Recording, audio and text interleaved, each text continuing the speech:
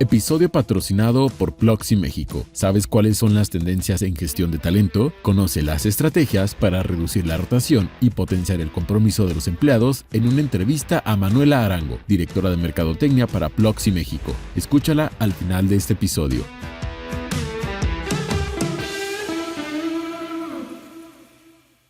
Muy buenos días. Hablemos del caso de Electra en la Bolsa Mexicana, el problema que desata el desplome de la acción, el efecto bursátil en el patrimonio de su dueño, Ricardo Salinas Pliego, qué falta por saber y, por supuesto, quién gana y quién pierde hasta este momento. Vamos a conectar los puntos de una historia que sigue en desarrollo, pero intentando aterrizar lo que allá afuera se dice. No olviden hacer clic al botón de seguir del podcast, activar la campana, para que así puedan recibir la alerta de un episodio nuevo cada mañana. ¿De qué estamos hablando? El conflicto de Grupo Electra, una de las filiales de Grupo Salinas, con el fondo de inversión Astor Asset Management, pero también con las autoridades financieras mexicanas, escaló esta semana a la 10ª potencia. ¿Cuál es el problema? ¿Por qué cayeron las acciones de Electra? ¿Qué pasa con la fortuna de su dueño, el empresario Ricardo Salinas Pliego? ¿Y qué sigue ahora? Hay piezas del rompecabezas que faltan por acomodarse, pero para entender de qué estamos hablando, tenemos que remontarnos a lo que viene ocurriendo desde julio, el 26 de julio de este año para ser exactos. Aquel día, las acciones de Electra suspendieron su operación en la Bolsa Mexicana de Valores. Fue un día en el que el precio de la acción registró su peor caída en 7 años. La acción de Electra pasó de valer 1,047.22 pesos a 944.95 pesos por título. Y así se quedó estos últimos 4 meses y días, congelada con ese precio, hasta que este lunes 2 de diciembre se reanudó la cotización con un golpe que fue casi 4 veces peor. De 944.95 pesos en el que estaba, las acciones se desplomaron 70% para valer ahora menos de 300 pesos cada una en lo que va de lunes y martes. ¿Qué fue lo que pasó en este periodo del 26 de julio hasta que se reanudó la cotización el 2 de diciembre? Aquel 26 de julio, Electra solicitó la suspensión temporal de la cotización de la acción. El argumento era que había recibido información respecto a un posible fraude por parte de los custodios de sus acciones, lo cual podría provocar movimientos inusuales en el precio de la acción. Aquí hay que agregar una pieza adicional al contexto. Ricardo Salinas Pliego fue acusado de incumplir el pago de los intereses de un préstamo de $110 millones proporcionado en 2021 por Astor Asset Management 3, un fondo que dijo tener derecho a una parte de las acciones que se le ofrecieron como colateral en caso de impago. Astor dijo que se habían violado además otras disposiciones del acuerdo, que estaba garantizado con 7 millones de acciones de Grupo Electra y que representarían alrededor del 3% de los papeles en circulación.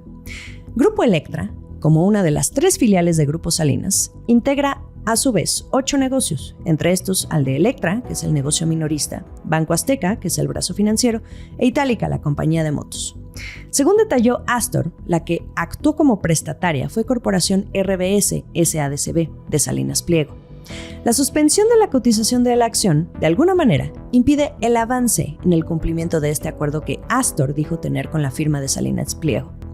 Entonces comenzó la guerra de declaraciones. Bloomberg News, en su momento, buscó a un representante de Grupo Salinas para conocer su postura respecto a las acusaciones de Astor, respondiendo que eran falsas y que Salinas Pliego había tratado de pagar el préstamo por adelantado y en su totalidad, con la condición de que se devolvieran las acciones comprometidas de Electra. Por su parte, desde Grupo Salinas acusaron que Astor podría haber dispuesto ilegalmente de las acciones consideradas como garantía. Entonces, interpusieron una demanda en Reino Unido contra Astor. El fondo dijo a Bloomberg News que había tomado medidas para asegurar las acciones, pero que Salinas Pliego lo bloqueó. Astor lo interpretó, y citó textual, como una artimaña engañosa para echarle la culpa a otros. Mientras esto ocurría, corrieron otros 2 asuntos en paralelo. Primero, la preocupación de que Electra se mantuviera suspendida, siendo parte de la muestra principal de la Bolsa Mexicana de Valores, que es el índice S&P BMV IPC, el grupo de élite del mercado mexicano, porque podría afectar las canastas operadas diariamente. Al final, la acción sí fue removida de la muestra en el rebalanceo de principios de septiembre, y en su lugar entró la Comer, Y aquí este primer asunto se une con el segundo, porque por ley, la suspensión temporal de la cotización de la acción puede durar solamente 20 días hábiles, aunque con posibilidad de solicitar una prórroga, lo cual Electra aplicó. La empresa pidió una ampliación de 40 días hábiles adicionales. Esta prórroga vencía el 21 de octubre. Y ahora entra un personaje importante en la historia, la Comisión Nacional Bancaria y de Valores, la CNBV. Ese 21 de octubre le negó a la Bolsa Mexicana mantener la suspensión de la acción de Electra porque consideraba que no existían elementos para ello. Ante esta orden del regulador mexicano, Electra entonces debía volver a cotizar al día siguiente, el 22 de octubre. ¿Pero qué creen? La Bolsa Mexicana no reanudó la cotización al argumentar fluctuaciones extraordinarias. En opinión de un analista consultado por Bloomberg Línea, había razones para que así fuera, dado que la última vez que cotizaron, aquel 26 de julio, ya se veían esos movimientos abruptos en el precio. Y recuerden lo que les platicaba sobre que tuvo que salir del principal índice de la bolsa en aras de no alterar las operaciones de toda la canasta del IPC. Bueno, era natural que si hay ese ajuste y Electra ya no pertenece a ese grupo selecto, en el momento en que reactiva la cotización, lo natural es que los fondos que estaban referenciados al IPC tengan que salir a liquidar todas esas acciones de Electra porque ya no está en ese principal índice de la bolsa. Por supuesto que una parte no deja de ser el ruido respecto al conflicto de Electra con el fondo Astor, pero es por esta razón que en el momento en que se descongelara la acción en bolsa y pudiera volver a cotizar, iba a verse una venta agresiva que naturalmente iba a causar ese desplome que finalmente se vio este lunes y martes. Entonces, ¿por qué las acciones de Electra no volvieron a cotizar el 22 de octubre, día en que la CNBV se lo había ordenado a la bolsa? Por argumentar esas fluctuaciones extraordinarias y, me imagino, en aras de evitar la catástrofe que se vio ayer con el precio. Pero la CNBV siguió insistiendo en que las acciones debían de volver a cotizar.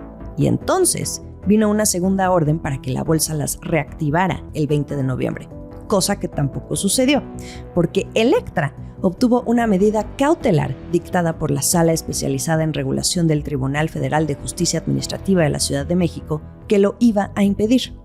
Para simplificarles, ese mismo día, la CNBV le dice a la bolsa: a mí no me han notificado nada. Electra entonces presiona por su lado para decir que sí, que ya se les notificó por ahí del 26 de noviembre, pero el día 29, a pesar de que la CNBV dice que ya sabe, va con la bolsa por tercera vez y le vuelve a ordenar que reactive la cotización de las acciones de Electra. Eso fue el viernes pasado. Y el lunes, la historia que ya conocemos. Esto desató la furia de Grupo Salinas, que apenas hace una semana estaba informando de su intención de deslistarse de la Bolsa Mexicana de Valores. El asunto es que el haber reanudado la cotización da pie a que Astor Asset Management pudiera llevar a cabo sus medidas para asegurar las acciones que dice tener como colateral ante la falta de pago. En un comunicado la tarde del martes, Grupo Salinas acusó a la CNBV de favorecer a Astor, al cual llamó una organización criminal, por dejar que vendiera ese paquete de 7 millones de acciones. Grupo Electra, como filial de Grupo Salinas, no es la única del emporio de Salinas Pliego con frentes abiertos con algunos de sus prestamistas, pero también con el gobierno mexicano, con el que por años ha existido una disputa por adeudos fiscales. Y teniendo sobre la mesa todo lo anterior, ¿cuáles son las piezas que faltan? ¿Por qué la Comisión Nacional Bancaria y de Valores, pese a tener la orden de un tribunal, decidió ignorar y pedir a la bolsa que se reanudara la cotización? Bueno, no pedir, ordenar. Ante tantos frentes abiertos, el caso de Electra en bolsa es solo una situación en la que desembocan lo mismo intereses privados, pero también de las más altas esferas públicas. Acciones y reacciones. Profundicemos más en las implicaciones que tiene el desplome del 70% de la acción de Electra en la bolsa mexicana, porque el impacto también llega por varios lados. Jacobo Rodríguez, un analista que ha dado amplia cobertura a esta acción, nos explica que el golpe lo recibieron los accionistas ante la reducción repentina de su capital. Además, prevé un impacto en la situación financiera de Electra como empresa, en particular en la variación de las utilidades. ¿Y esto por qué? Porque la empresa posee una tenencia de sus acciones que reporta dentro de su estado de reportes financieros cada trimestre. Traducción: si el precio de Electra llegaba a subir de manera importante en la bolsa, entonces en su reporte financiero presentaba un crecimiento importante de las utilidades. Pero si bajaba el precio de las acciones, esto también se veía reflejado negativamente en la utilidad. ¿Y quién gana y quién pierde? Pese a que vemos a un Grupo Salinas y a su dueño montado en cólera ante la situación, es decir, CNBB desobedeciendo la orden de un tribunal, la bolsa siguiendo órdenes y reactivando pese a que en el pasado advirtió que no era conveniente, pero no le queda de otra al ser solo un intermediario, y luego Astor haciendo sus movimientos para cobrar lo que dice que no se le pagó. La realidad es que los grandes accionistas, empezando por Ricardo Salinas Pliego, no pierden nada. Traigamos a colación nuevamente el desliste que anunció la semana pasada. Según datos de Bloomberg, Ricardo Salinas Pliego es el principal accionista de Electra, con un 78.4% de participación en la empresa. Y el resto está pulverizado entre diversos inversionistas, desde grandes gestoras de fondos como Vanguard y BlackRock hasta los inversionistas minoritarios o retail. Para esos grandes accionistas como Salinas Pliego, hasta les conviene el desplome de la acción de Electra a 287 pesos que se encuentra ahora, porque les permite comprar y deslistarse a un precio barato, incluso inferior al valor en libros, que sería el precio con el que salió a cotizar cuando debutó Electra en bolsa. Y los que pierden, pues ahí sí, los que siempre salen bailando, los inversionistas retail, porque este beneficio no alcanza a tocarlos. El número de inversionistas minoritarios afectados es difícil de estimar, sin embargo representa un porcentaje pequeño, no por ello deja de ser importante. Y aquí una anotación extra, porque hay otro asunto pendiente que suele escucharse con frecuencia, que es la protección a este tipo de inversionistas en el mercado mexicano ante estructuras que siempre benefician a los grandes accionistas. Y un dato adicional, aunque el precio de la acción esté ligado a las utilidades de Electra, pues sí, vendrán un par de trimestres medio grises con bajas en esa utilidad, pero el negocio no va mal. Los reportes financieros son públicos y cualquiera puede consultarlos. Una versión que circula en las redes sociales es que si la acción se desploma es porque Electra está al borde de la quiebra. Pero como pudieron escuchar, una cosa nada tiene que ver con la otra. Y eso sí lo suelen repetir constantemente los directivos de Grupo Salinas. Ante las dudas, siempre ir a los datos que nos muestran la realidad sin sesgos. Eso sí, y citando al analista consultado, aunque la perspectiva de Electra puede ser buena en el largo plazo, aquellos choques con el gobierno y los prestamistas restan la atención a los fundamentales del negocio. El último sorbo. La fortuna de Ricardo Salinas Pliego. Ese es el otro tema. Hasta el lunes 2 de diciembre era la tercera persona más rica del mundo.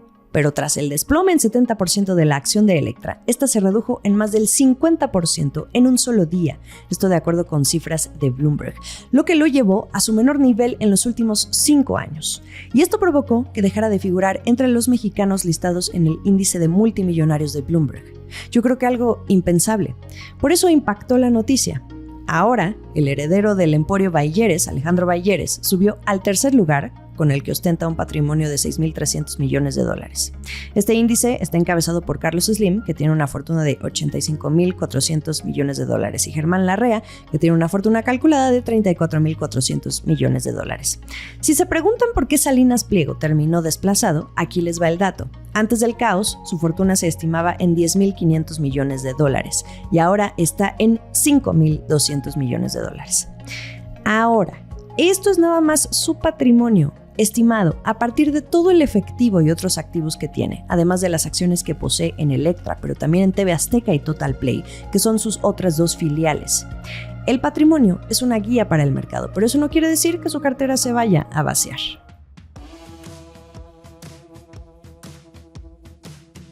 Lo dejamos hasta aquí por hoy, sabiendo que esta historia va a continuar. Aquí lo estaremos digiriendo e informando. Lo mejor de la información económica y de negocios está aquí en La Estrategia del Día. Estamos en Twitter como @laestrategiamx. En Instagram me encuentran como @JimenaBusiness y en YouTube los episodios completos en video. Esta fue La Estrategia del Día, escrito y narrado por Jimena Tolama, producido por Arturo Luna y Daniel Hernández. Que tengas un día muy productivo. Este segmento es patrocinado por Ploxy México. ¿Cuáles son las estrategias para reducir la rotación y potenciar el compromiso de los empleados dentro de sus empresas? Conoce las tendencias en gestión de talento de la mano de Manuela Arango, directora de Mercadotecnia para Ploxy México. Algunas de las estrategias efectivas que utilizan las empresas para temas de burnout tienen o asistencias o herramientas que permiten a los colaboradores tener apoyo psicológico, programas de wellness, de yoga, de meditación, Y adicional, el tema de flexibilidad horaria es súper importante. Sabemos que el 90% de los colaboradores lo piden y solo el 52% de las empresas tienen hoy esquemas flexibles. Eso ayuda mucho al bienestar mental de las personas y a ese equilibrio vida-trabajo. Y el tercero es un tema de tener actividades deportivas o espacios de esparcimiento. Esto lo hacen muy bien las compañías de consumo masivo. Hay compañías de consumo masivo que patrocinan, por ejemplo, carreras y invitan a todos sus colaboradores gratis a participar en esas carreras. Esos son otros espacios que ayudan para este tema de burnout y de bienestar de los colaboradores. Escucha más de esta entrevista en el próximo segmento de La Estrategia de las Marcas.